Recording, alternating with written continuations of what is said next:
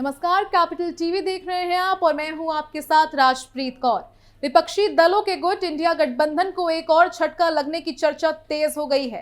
ये झटका देश के सबसे बड़े प्रदेश उत्तर प्रदेश से लगने जा रहा है, जहां से कयास लगाए जा रहे हैं कि राष्ट्रीय लोक दल के नेता जयंत चौधरी समाजवादी के दामन छोड़कर बीजेपी का दामन थामने जा रहे हैं।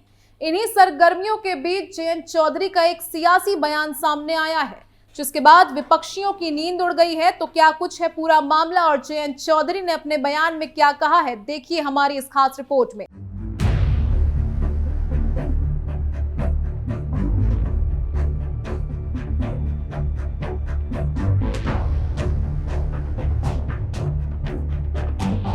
राष्ट्रीय लोक दल के नेता जयंत चौधरी के एनडीए में शामिल होने की अटकलों पर सियासी पारा चढ़ रहा है।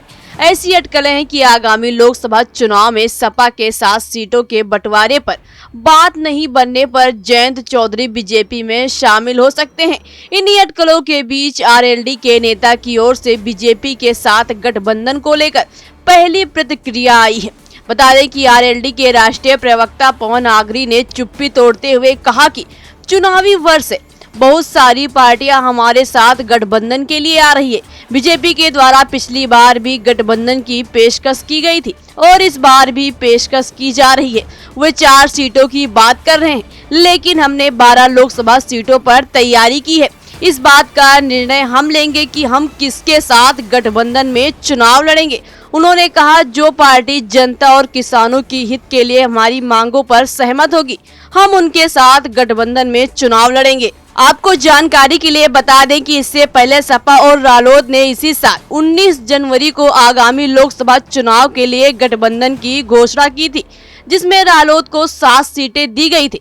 तब अखिलेश यादव ने एक्स पर एक पोस्ट में कहा था, रालोद और सपा के गठबंधन पर सभी को बधाई, आइए हम सभी जीत के लिए एकजुट हो। जिस पर जयंत चौधरी ने पुनः पोस्ट करते हुए कहा था, राष्ट्रीय और संवैधानिक मूल्यों की रक्षा के लिए हमेशा तैयार हूँ। हम उम्मीद करते हैं कि हमारे गठबंधन के सभी कार्यकर्ता हमारे क्षेत्र के विकास और समृद्धि के लिए मिलकर आगे बढ़ेंगे। उन्होंने दोनों नेताओं की हाथ मिलाते हुए तस्वीरें भी साझा की थी। इसी के साथ आपको बता दें कि जाट मतदाता परंपरागत रूप से रालोद का मुख्य वोट बैंक रहा है।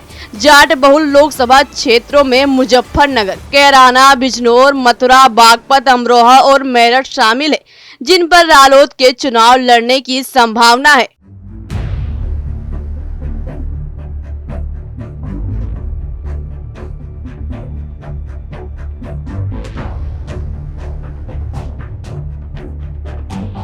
अभी तक देश में लोकसभा का चुनाव हुआ ही नहीं, लेकिन उससे पहले इंडिया गठबंधन टूटती जा रही है।